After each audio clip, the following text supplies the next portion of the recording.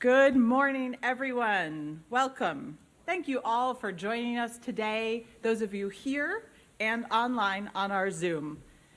Team, you have heard me say, in all the ways I know how, thank you. Muchas gracias. But today, I brought a couple friends to emphasize the message of thanks. Secretary Blinken, Assistant Secretaries Nichols and Barkley, Ambassador Sullivan on Zoom, let me introduce you to the team who planned and operationalized the arrival of 222 political prisoners from Nicaragua to their flight to freedom to the United States. Together, they exemplify what it means to be public servants. More than 300 State Department staff, a true cross-section of the department, came together to support this project. We had linguists, tech and data gurus, we had diplomatic security officers, facility managers, human rights officers, reporting officers, and more. These exceptional women and men came together as a unified team, frequently not knowing each other's name, save the name tags we had, and they planned for the movement, and then the arrival, and then the well-being of the political prisoners during their first hours and days on U.S. soil. It truly did take a village, and there are some who assisted greatly that are not here with us today, both from the State Department, but also DHS and HHS, Virginia state authorities, and also a huge swath of NGO community members from around the country. Secretary Blinken, team, to kick things off today, I am pleased to have Assistant Secretary for the Bureau of Western Hemisphere Affairs, Brian Nichols, followed directly by Acting Assistant Secretary for the Bureau of Democracy, Human Rights, and Labor, Erin Barkley, say some introductory words. Assistant Secretary, the floor is yours.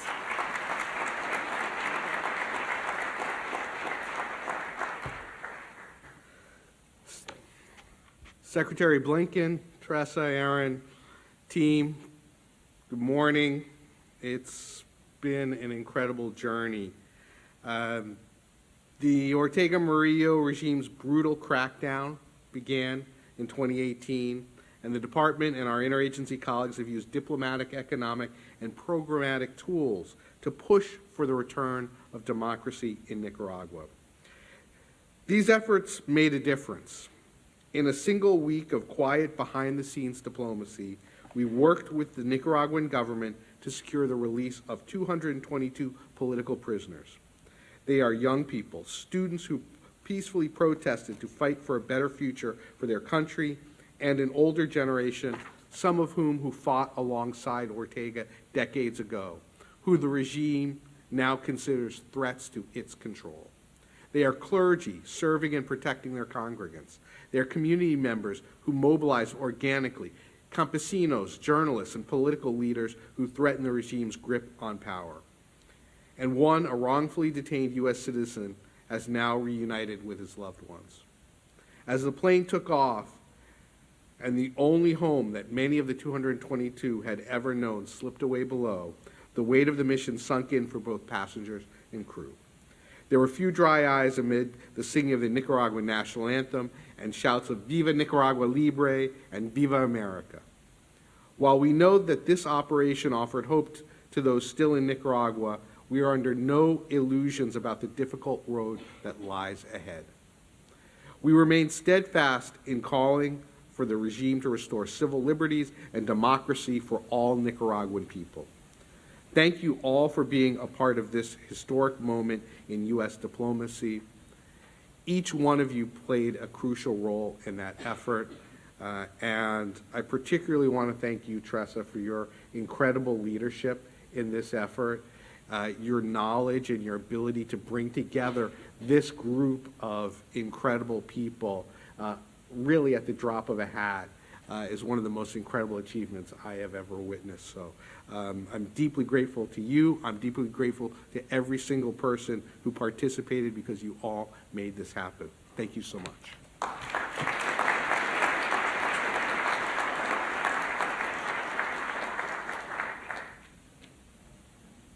Good morning, Secretary Blinken, colleagues. Brian, Tressa, thank you so much for being here today. It really was a historic moment, what we are all here to acknowledge and celebrate. And I just want to join in saying thank you to everybody for everything that you did. I want to talk about you. Over the course of this operation and since, I heard from many of you. Some of you worked at the State Department for 5 years. Some of you have worked here for 20 years. But I heard from many of you during the time of this operation and since that this was the most meaningful work you have ever done in your careers. And I just want to pause there for a minute, because I think particularly for civil servants, we spend most of our careers here in Washington, D.C. It can often feel very far away from the people and the issues that we work on every day.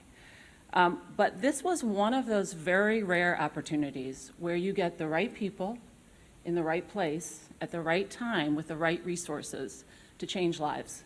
And that's what you all did over the course of 5 days and now into the many months and years ahead. I have to shout out my bureau, of course. I'm always proud of DRL, but I was particularly proud of you all with one email asking for volunteers. Dozens of you answered that call. This was really remarkable. This was, of course, at a time where we were racing to get the human rights report done, and we were doing Ukraine and all of the other big priorities. You all were able to put that aside. Colleagues backed you up, families supported you, and you answered the call to help set these 222 people up. And so thank you for that. We, of course, could not have done this, as Tressa said, without our NGO partners and the diaspora here in the area. In particular, the Race and Equality Institute was the NGO partner that we were fortunate to have in place. And literally, as Brian said, within a few hours, they had secured hotel rooms, space for a reception center, prepaid cell phones, shuttle transportation, clothing, hygiene products, and so much more that we needed to make sure that these 222 guests that we were welcoming to the United States were welcomed in a humane and dignified way, and you all did that. We also, as you know, brought in psychosocial support and experts from Colombia and from the Center for Victims of Torture. These folks will continue to work with the 222 political prisoners over the course of the next many months to provide them with the type of support services that we all know they will need after the excruciating torture and treatment that they had in prison. Now, I have to say, while we were working away, figuring out the mechanics of this exercise, along came Tressa. And the truth is, Tressa blew the roof off the operation. There is no doubt about that. Yes, I agree.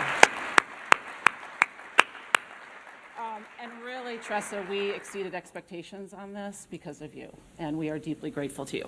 Now, I have told Tressa many times that she has to write down how she does these operations, because we need to teach each other and colleagues who come after us how we do this. It is not a easy thing. In fact, as Brian said, it was miraculous what you did, Tressa. And so we're not letting you go on to your next big adventure until you put down on paper exactly how we all who are going to be here are going to have to do this in the future. So please. Ma'am. So finally, let me just reiterate what Brian said. It was incredible, but the work is not done. We know that we have worked to support these 222 people who are now on American soil, as well as their families who are still in Nicaragua. And we have work to do on the regime, and the regime's just abhorrent treatment of its own people and their desire for freedom and democracy in Nicaragua. So here's to sustaining those efforts in the future. And thank you all so much again for everything you've done. We are deeply grateful.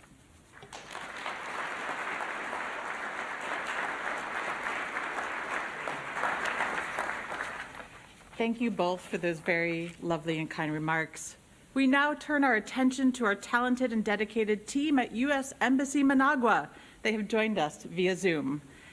Ambassador Kevin Sullivan has pre-recorded his remarks. Let's take a listen.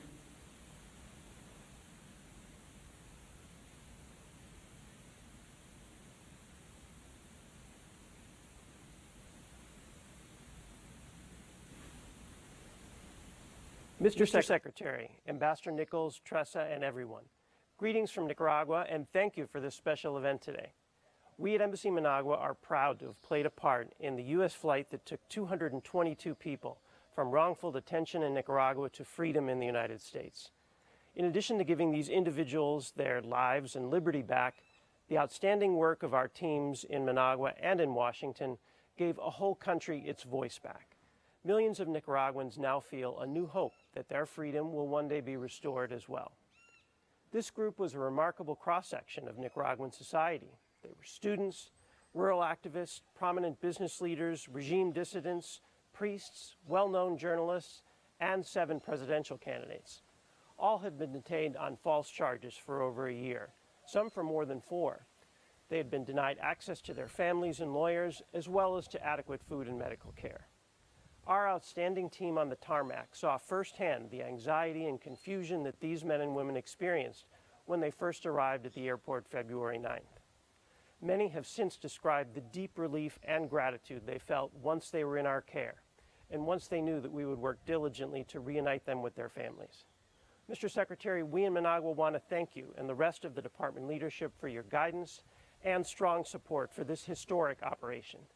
I believe this represented our organization at its best: bold, principled, nimble, and compassionate. DC colleagues, thank you for your outstanding efforts in welcoming the 222. We're so proud to serve with you. Hasta pronto. So much, Ambassador Sullivan.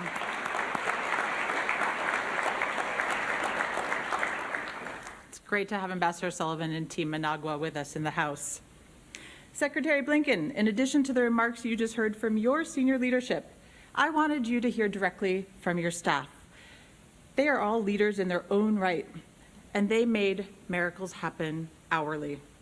You are going to hear 6 short vignettes from staff members taking you chronologically through the planning to the February 9th arrival to the early days at the Westin Dulles Welcome Center. These stories are really a way to share the intense experience with you and with each other to make practical the theoretical. And a warning label, if I may. There may be a few tears, there may be a bit of laughter. It was an emotional roller coaster, to say the least. I'll introduce the speakers 2 by 2. First up, Catherine Cantrell. By day, she's a Nicaraguan desk officer. She was a key member of the planning team for this project. And our second speaker will be Marta Youth. She's PDS at PRM by day and was former DCM Managua. She was drafted to join the plane team, meeting the political prisoners on the tarmac and flying to freedom with them. Catherine, the floor is yours, directly followed by Marta. I will never forget the moment that Das Mandrala stuck her head into my office and whispered, "The Nicaraguan government just offered to release political prisoners to the United States." What? How many? Just our U.S. citizen? No, she said, all of them. And just like that, we formed a close-knit planning team that worked behind the scenes to mount this operation. Lives were at stake, and we feared that any leak or change of plans could have derailed the entire thing. We worked with amazing speed with other offices and agencies to identify funding for a plane, for lodging, for emergency assistance. We set a date for the flight with the Nicaraguan government. We secured a plane, a crew, and landing permission in Managua. But ultimately, skilled diplomacy at the highest levels, both within our own interagency and with the Nicaraguan government, kept this operation on track up to its final hours. A call from Ambassador Sullivan to the Nicaraguan foreign minister conveyed our final offer. An eternal wait for the return call by the foreign minister, and a loud whoop from Ambassador Sullivan when he hung up the phone. The flight could take off from Managua.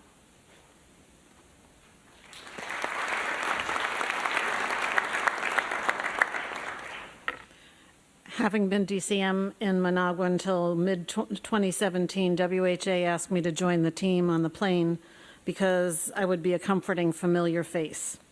I knew many of the political prisoners. They were my old contacts. We arrived in the dark, in the wee hours of the morning, and we were directed to an isolated corner of the Managua airport. The prisoners finally started arriving, in a series of buses, windows papered over, led by pickup trucks filled with armed police.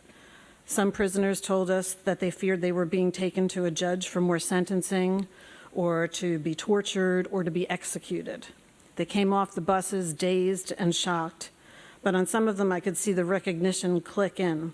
There was a lot of hugging and reassuring people that this was the USG to the rescue. The one American citizen who I'd not seen for many years stepped off his bus, looked me in the eye and said, "I love you, Marta," and he gave me a big hug. On the tarmac, the political prisoners were happy, relieved, sad, confused, and angry all at the same time. It was heart-wrenching. People were anguished about leaving their family members behind. Several prisoners kissed the tarmac before they left.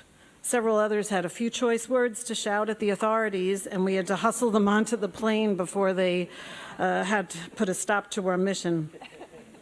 Inside the plane, it was one giant reunion. Fathers and mothers reunited with their children, husbands and wives, schoolmates, cousins, friends. I met 3 brothers who hadn't seen each other for years because they'd been imprisoned separately, and they found each other on the plane. When we took off, as the Assistant Secretary said, they sang the Nicaraguan national anthem. And as we flew, people would become overcome with emotion, and suddenly there would be a shout, and somebody would say, "Viva Managua," or "Viva Messiah," and everybody on the plane would go wild for a second. I was asked to say a few words when we took off, and one of the things I said was that we were accompanied by more than 200 heroes who had fought and sacrificed for human rights, for their families, for their community, and for their country. And as for the team on the plane, it was our greatest honor to accompany them, and I meant it. Thank you, Marta. Next up is Joshua Temblador, Deputy Director at WHA's Policy Shop. By day, he served alongside our talented Ops Crisis Management team as head of our Maine State Task Force. And on deck, Hannah Odio, a DRL program analyst. She also packed a suitcase and joined the plane team, and then helped the newly arrived Nicaraguans from the airport to their first few days at the Dulles Westin Hotel. Josh, the floor is yours, followed by Hannah. As the team lead for the coordination group in the Ops Center, I vividly remember the moment before the floodgates opened and the calls came in. It was about 1 a.m. Many of us have been there since that time, and we're starting to get anxious. We hadn't received a single call, external call, since then, and we started worrying about tech problems. And all of a sudden, I think the whole country got our number all at once, and we just started getting a flood of calls. And it was a whirlwind of activity, of phone calls, of loud conversations in Spanish. It was amazing. But there are quieter moments too. We offered in our script an opportunity for all the family members to pass a message to their loved ones. Some people just said, "Call us back." Other people said, "Tell our family member we love them." Others asked to give a big abrazo, a big hug, to welcome to the United States. One of my teammates kind of recounted his last call. And that was with connecting a former political prisoner who was tortured to his family. And he had just gone through the worst experience of his life, and he told them, "Siempre me han dicho que Dios reside en los Estados Unidos, y ahora lo creo." He said, people always told me that God resides in the United States, and now I believe them.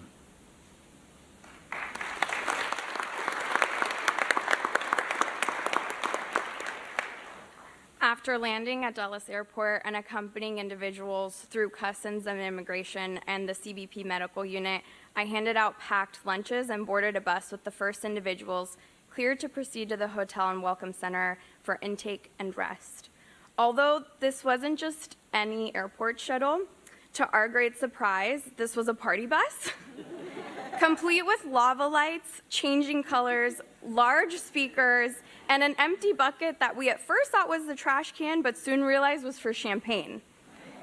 Now, I'd like to reiterate how short the timeline was to pull together this whole mission, with just a few days to acquire all the necessary logistical needs, which required a lot of resourceful thinking. As we boarded the bus and people started to pull out their lunch items, one individual spoke up and said, "When I was woken up and asked to take a shower and clean out my cell last night, I thought I was going to be executed. I would have never thought I'd be taken to an airplane to come to the US. However, sitting in a party bus on U.S. soil with a sandwich in my hand is just inconceivable. I'll never forget this moment. Thank you.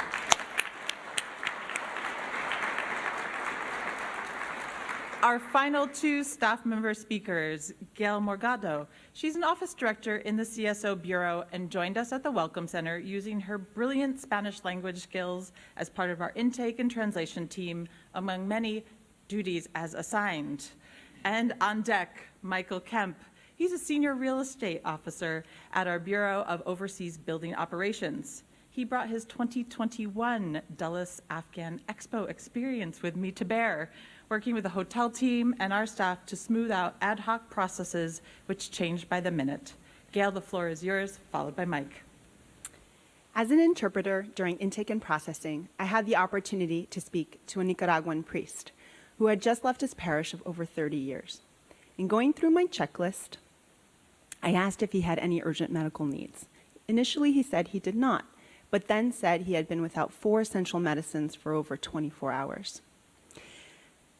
I then went through and said to him, okay, I'm blanking. I said I was going to blank, and I'm blanking. Sorry about that. So I then reached out and pointed to the HHS team across the room. And I said that he should meet with them. But I noticed his overwhelmed expression in response. A few hours later, I found him, and I asked if he had been seen. He had not. So I then went and offered to walk with him and interpret.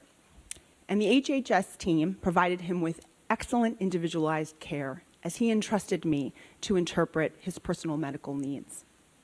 He then turned to me and said, "You have been an angel sent down to earth. Thank you for your kindness." I then felt only gratitude in that moment, grateful to be part of a life-saving mission, grateful to show humanity to someone who had perhaps been questioning it in recent days, and just grateful to be able to help. Thank you.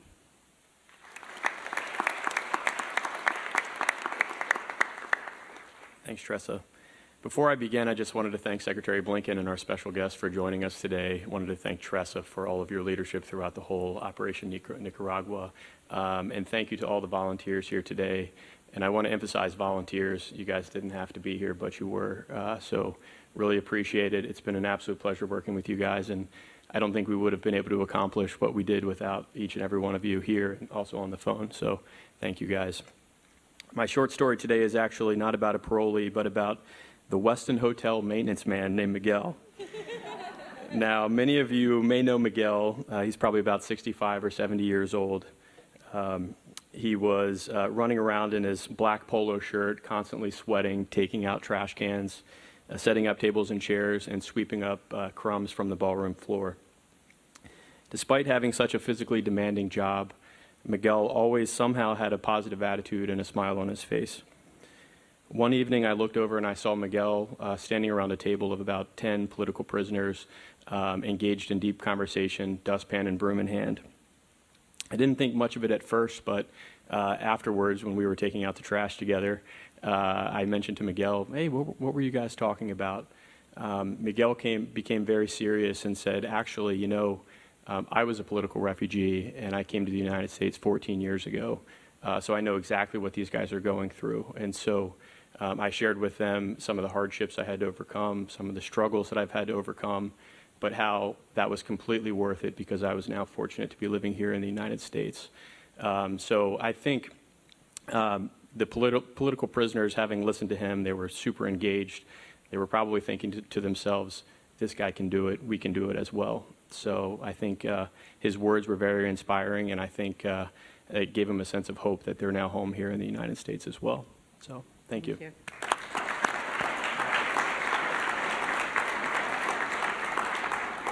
And a final vignette from me before I give you the floor, sir.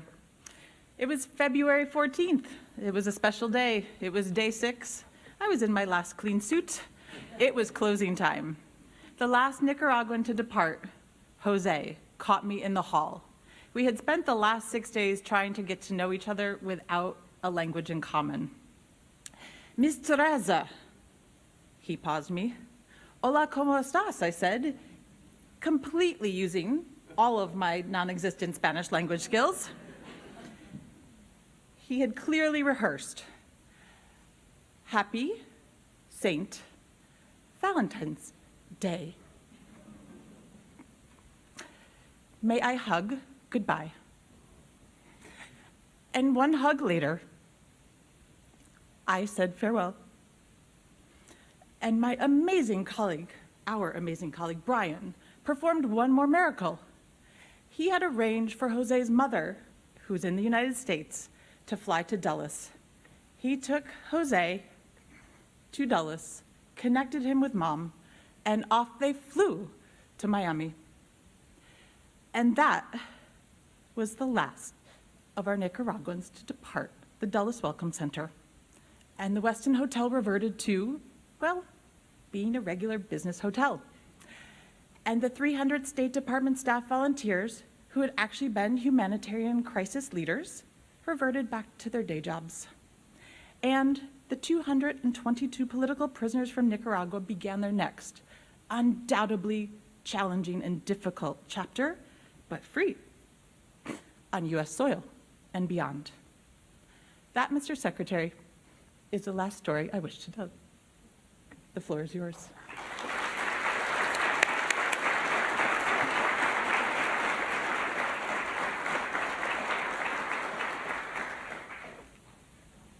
Well, this is really a moment to just drop the mic and leave, because a few things I wanted to share with all of you. But I think the first and most important is this. Moments like this are important. We don't usually take the time, even half an hour, 45 minutes, to just press pause and reflect on something that we've done, because there's just too much to do. And the inboxes are overflowing, and it's always move, move, move. But it is important to do that, because when we're at our best, as each of you has been in this extraordinary chapter, it really is worth reflecting on. And I hope that it inspires, energizes, encourages each of us to keep going, to keep doing this, to keep with this calling that has drawn all of us together in this incredible enterprise. Erin said something that is, I think, very powerful, and it's that, we get called upon to do lots of things in our careers here at State, other agencies. But there are not that many moments when you can really say and see directly that something you have done has actually changed someone's life and changed it for the better. There are usually too many points of connection along the way to really see it and really feel it. But the experience that each of you has had in this instance, I hope really makes that connection, makes it powerful, and is something that you'll take with you throughout your careers and throughout your lives, no matter what you do going forward. It's simply the most powerful thing that we occasionally have an opportunity to do, and it really is worth reflecting on. Tressa, my friend, my travel companion, colleague, this is the epitome of the person here who runs into the burning building every single time, no matter how challenging it is, and gets the job done. And we've seen that again and again. I'm so grateful once again to you for your incredible leadership in this instance. The extraordinary team of volunteers, and that was a hugely important word, volunteers that Mike shared with us. That just inspires me tremendously, because again, I've seen it time and again in this department. When we've had an urgency, when we've had an emergency situation, when we've had a daunting challenge, people have been raising their hands. They've been standing up, and they've been running, you've been running into the building. And that makes a huge difference. Your determination, your skill, your heart, which is also very apparent in the stories that we've heard from Catherine, from Marta, from Josh, from Hannah, from Gail, from Michael, that truly is inspiring to me as well.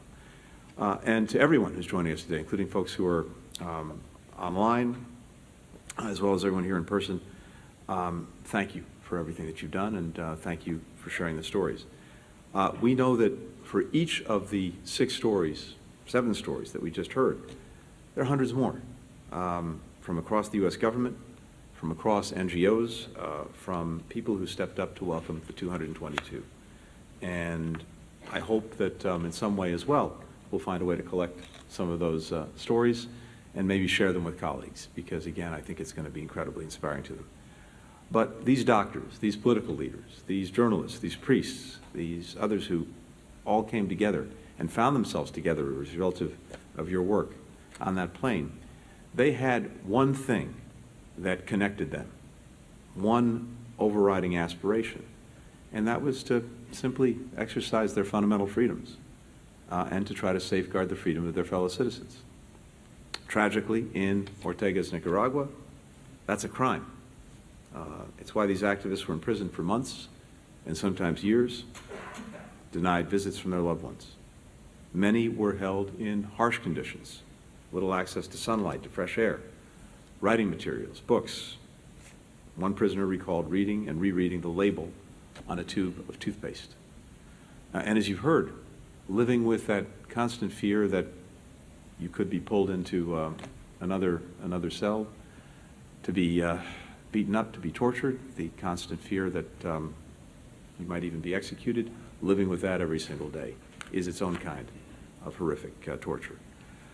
But it's precisely because of the power of their message, their actions, the alternative vision that they have for their own country, and the way it should treat its own people. It's exactly why the regime stripped them of their citizenship soon after they came to the United States. That too speaks volumes.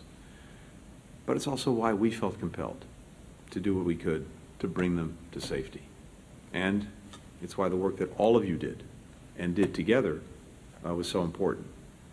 Now, that work began in large part with our colleagues in Embassy Managua, who negotiated with the Nicaraguan government, creating a system to ensure that each of the 222 prisoners was accounted for, and when the moment finally came, during the early morning hours of February 9th, physically escorting them to the airplane and then to their freedom.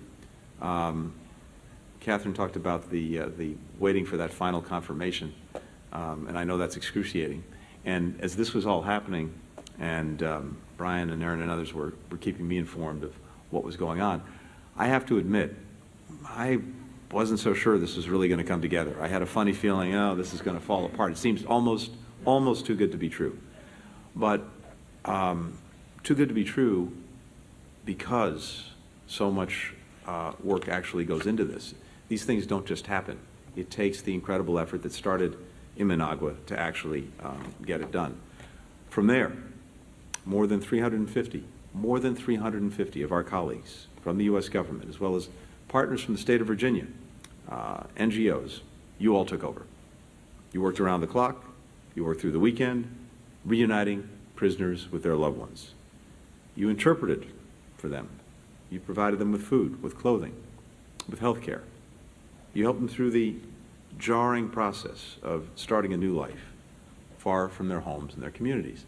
And what I heard also in the stories that were told is, I think you all responded in a powerfully human way, because I imagine as you're there with someone who has just had this absolute sea change in their life, you're thinking and feeling and understanding how totally jarring and disorienting that is, even in this incredibly positive way.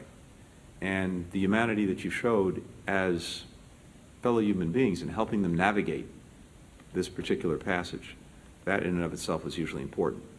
And indeed, it wasn't just what you did, it's how you did it, with care, with compassion, by asking each of our Nicaraguan friends, how are you doing? Are you okay? What do you need? Probably a question they hadn't been asked in a long, long time. By arriving at the tarmac with American colleagues that they knew from the past, they were welcomed by familiar faces. And Marta, I know that must have had a powerful impact on them as well. As one of the volunteers put it, the whole operation was successful because we all cared too much to accept anything less. Now, because of this work, our Nicaraguan friends are beginning new lives across more than 24 U.S. states, some now moving on to other countries as well. Some have already jumped back into activism, no surprise, rallying international support and pressure for a better future for their country. The United Nations, the Organization of American States, the Summit for Democracy just this week. At the summit, we heard some of these voices. Others are starting the process of opening new businesses, continuing their studies, getting on with their lives that were so violently interrupted by the Nicaraguan regime. Now, in the months ahead, we have our NGO partners that will continue to support the recent arrivals' relocation. We have our embassy colleagues who will work to reunify family members in Nicaragua with their newly settled family members in the United States. So this process goes forward, it carries on. And at the same time, for us as a government, we'll join partners across the hemisphere and around the world to continue to push for a return to democracy and respect for human rights in Nicaragua, while also using all of the diplomatic and economic tools that we have to try to promote accountability for the widespread abuses from the regime.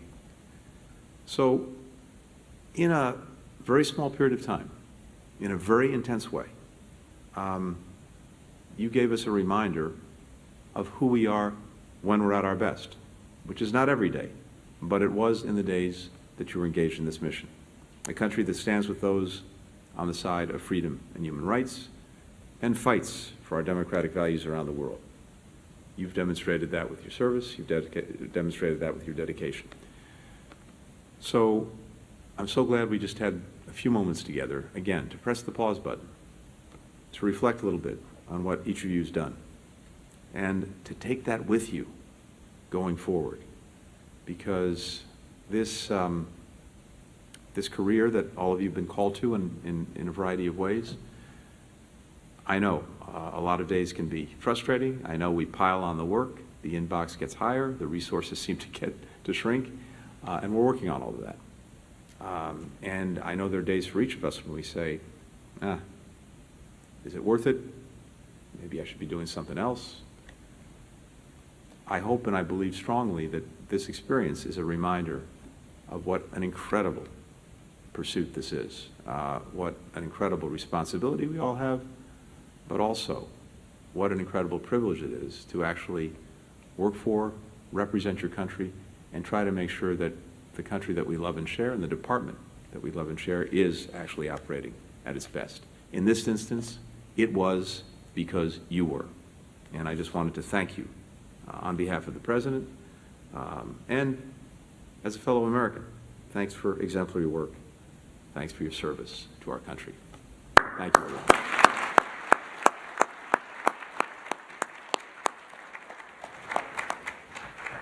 Folks, we're going to take a photo with the Secretary. If everyone can stand up, move towards the middle, we'll come down in front. Perfect. Thank you. All right. Freddie's got